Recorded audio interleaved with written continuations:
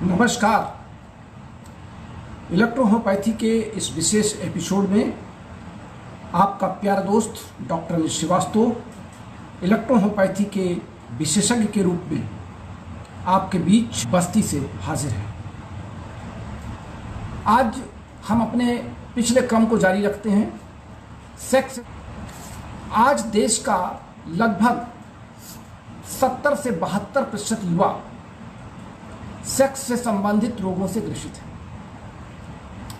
हमारे तमाम चिकित्सक साथी हमसे फ़ोन कॉल पे अपने रोगियों का वीडियो कॉल कराते हैं।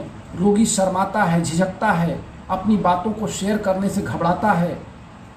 लेकिन आज इस वैज्ञानिक युग में जहाँ पर यौन शिक्षा एक महत्वपूर्ण शिक्षा के रूप में कोर्स से जोड़ दिया गया और इंटर कॉलेजों में, डिग्री कॉलेजों में, फिर मेडिकल कॉलेज में तो ये पढ़ाया जाता है। यौन शिक्षा में उन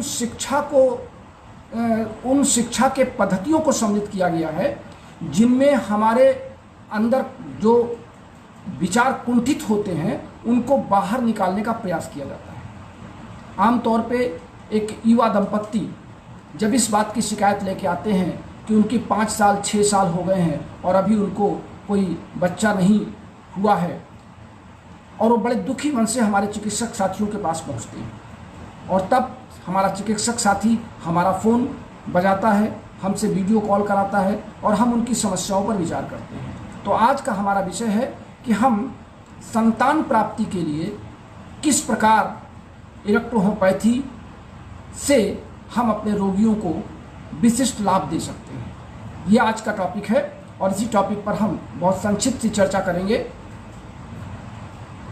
देखिए, संतान प्राप्ति में महिला और पुरुष दोनों का समान योगदान है। महिलाओं में जहां मेंस्ट्रुअल साइकिल या माहवारी एक नियमित क्रम में होनी चाहिए, वहीं पुरुषों में उनके स्पर्म की मोबिलिटी, उनकी गति, उनकी गतिशीलता और उनकी संख्या का भी एक अहम रोल होता है। आमतौर से जो सीमेन निकलता है पुरुष से, वो टेस्टिस से होकर के प्रोस्टेट ग्लैंड से गुजर करके जब आगे बढ़ता है तो प्रोस्टेट ग्लैंड से निकलने वाले सीमेन की जो मात्रा होती है वो उस स्पर्म को आगे बहाने के लिए पर्याप्त होती है। और अगर सीमेन की मात्रा कम हो रही है तो उसमें स्पर्म की गतिशीलता कम होगी, या टेस्टिस में अगर स्पर्म की संख्या कम बन रही है तो भी कंसीव करने में समस्या आएगी। दूसरी तरफ महिलाओं की अगर मेंस्ट्रुअल साइकिल इर्रेगुलर है, रेगुलर का मतलब 28 से 30 दिन के भीतर अगर उनकी रेगुलरिटी बनी हुई है और उनको लगातार 5 से 7 दिन या 4 दिन से 7 दिन का एक औसत माना जाता है, अगर मेंस्ट्रुअल साइकिल लगातार जारी है तो ये माना जाता है कि महिला आमतौर से स्वस्थ मानी जाती है। लेकिन जब ये रेगुलरिटी कभी 15 दिन में हो रही, कभी 20 दिन में हो रही, कभी 1.5 महीने में हो रही, कभी 2 महीने में हो रही है, महिला ये समझ ही नहीं पा रही है कि उसकी माहवारी क्यों रुकी हुई है, तब इन दोनों पति और पत्नी की रिपोर्ट जो ली जाती है, उन दोनों रिपोर्ट पर हम जब विचार करते हैं तो हम फिर इस निर्णय पर पहुँचते हैं कि मातृत्व का सुख न मिलने के में दोषी कौन है। आमतौर से आज भी हमारे देश में पुरुष प्रधान देश होने के नाते महिलाओं को ही इसके लिए बहुत ज़्यादा दोषी माना जाता है, पुरुषों को इसका योगदान कम दिया जाता है।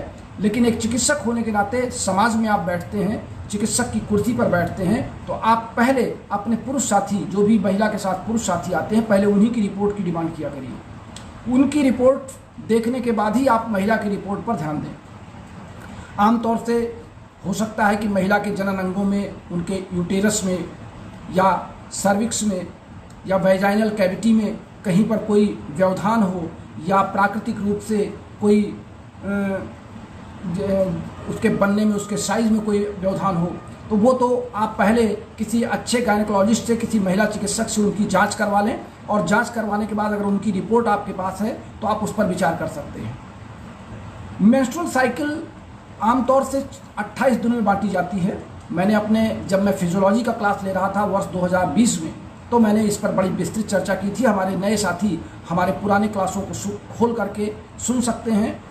महिलाओं की मेंस्ट्रुअल साइकिल 28 दिन में 7-7 करके 4 चक्रों में बांटी गई है और ये प्राकृतिक है, यानी ईश्वरीय देन है। 7 दिन ओवरी में अंडे बनते हैं, अगले 7 दिन वो फैलोपियन ट्यूब में आगे चढ़ते हैं, नेक्स्ट 7 डेज वो वहाँ फैलोपियन ट्यूब में स्टे करते हैं और अगर वहाँ पर फर्टिलाइजेशन नहीं हुआ तो अगले 7 दिन वो शरीर से बाहर निकाल दिए जाते हैं और शरीर से बाहर निकालने के लिए यूटेरस के अंदर का जो कार्पस ल्यूटियम का लेयर होता है उसमें मिश्रित ब्लड होता है, रक्त होता है, उसके माध्यम से वो ओवम बाहर शरीर के निकाल दिए जाते हैं और उससे पूरे के पूरे यूटेरस की फैलोपियन ट्यूब की एक तरीके से पूर्ण रूप से प्राकृतिक सफाई हर महीने हो जाती है। अब चूंकि 14 से 21 दिन के बीच की जो मेंस्ट्रुअल साइकिल की पीरियड है उस समय वो मैच्योर ओवम फैलोपियन ट्यूब में स्टे करते हैं। उस समय अगर महिला और पुरुष का संबंध स्थापित हो रहा है और स्पर्म की मोबिलिटी अच्छी है तो फिर निश्चित रूप से गर्भाधान होने की संभावनाएं 99% बढ़ जाती हैं। और हमारे जो साथी फैमिली प्लानिंग करते हैं वो इन दिनों में सेक्स करने से अपने आप को अवॉइड करते हैं। अब इसके साथ एक कारण और भी मैं यहीं पे जोड़ दूँ।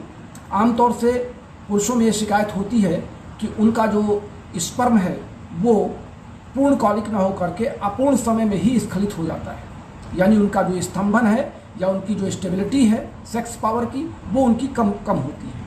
अब यहाँ पे दोनों कारण बता दे रहा हूँ। इन दोनों कारणों में महिला का कोई दोष नहीं है। यहाँ पर हमारे पुरुष साथी जो इस वीडियो को सुन रहे हैं लगातार, मैं उनको इस बात के लिए बताना चाहूँगा कि मानसिक तौर पर, जैसा मैंने पिछले क्लास में आपसे बताया था कि मानसिक तौर पर अगर आप फोर प्ले करने के पहले ही आप अपने आप को मानसिक रूप से सेक्स के प्रति आकर्षित या उत्तेजित कर लेते हैं तो सेक्स दो प्रकार के होते हैं, एक मानसिक और एक शारीरिक। जब आप मन से ही पहले आप सेक्स के प्रति इतने जिसको कहते हैं कि आप सेक्सुअल फॉर्मेट बना लेंगे, आप पहले से इतने उत्तेजित रहेंगे कि मन आपका विचलित हो रहा है तो आपका स्तंभन या आपका एजुकेशन का जो टाइम पीरियड है वो आपका कम हो जाएगा। लेकिन जब आप मन से अपने आप को मजबूत करेंगे, सेक्स को आप एक अनिवार्य प्रक्रिया, शरीर की एक स्वस्थ प्रक्रिया को मान करके अपने मन को संतुलित करेंगे तो आपका टाइम पीरियड स्वतः बढ़ जाएगा। और टाइम पीरियड बढ़ने से होता क्या है कि जब टाइम पीरियड बढ़ेगा तो टेस्टिस से निकलने वाले जो स्पर्म हैं उनको प्रोस्टेट ग्लैंड तक चढ़ने में जो उनका टाइम ड्यूरेशन होगा और वहाँ पे जो प्रोस्टेट ग्लैंड से जो सीमेन निकलेगा दोनों मिल करके उनका फ्लो जो बनेगा वो फ्लो मोबिलिटी के लिए पर्याप्त होगा और उस गतिशील स्पर्म फिर वैजाइना में प्रवेश करेंगे।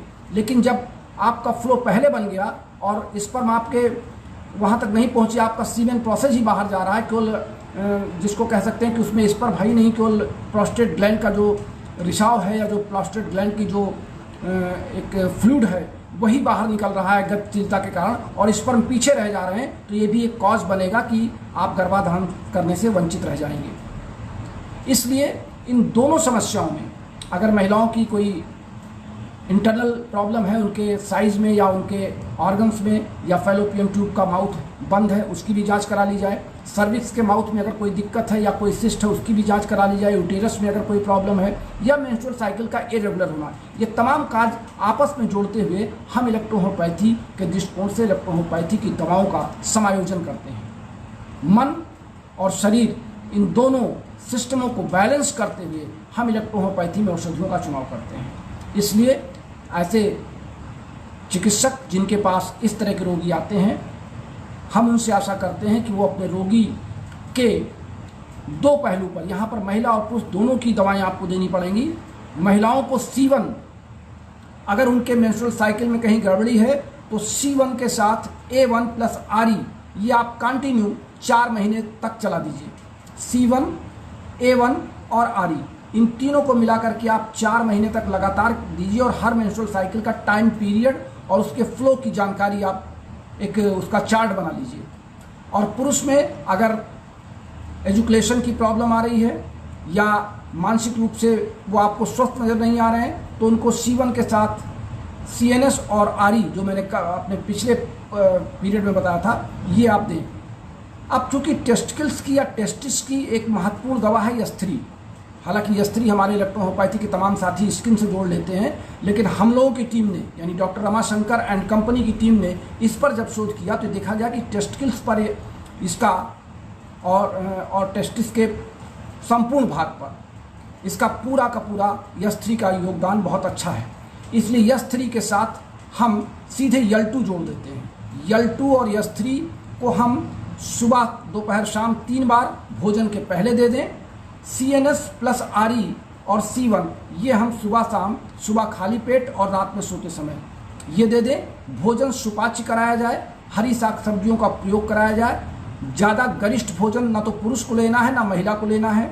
और टाइमिंग का और सेटिंग का ये भी ध्यान करना पड़ेगा कि पूरे मानसिक रूप से स्वस्थ पत्नी अगर हैं तो उनकी टाइमिंग को भी, एक चिकित्सक होने के नाते आपको उनकी टाइमिंग के बारे में भी उनको मानसिक रूप से तैयार करना पड़ेगा। और उस टाइमिंग के दौरान अगर फिर कोई दिक्कत आती है तो आप दवाओं के डोज को घटा बढ़ा सकते हैं।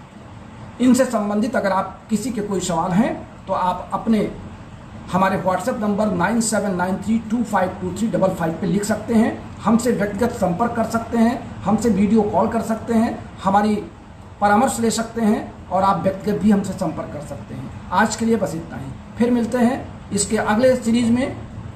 कुछ विशिष्ट रोगों के बारे में जो सेक्स के साथ जुड़े हुए हैं उन पर फिर चर्चा करेंगे। तब तक के लिए अपने प्यारे दोस्त डॉक्टर श्रीवास्तव को बस्ती से इजाज़त दीजिए। नमस्कार।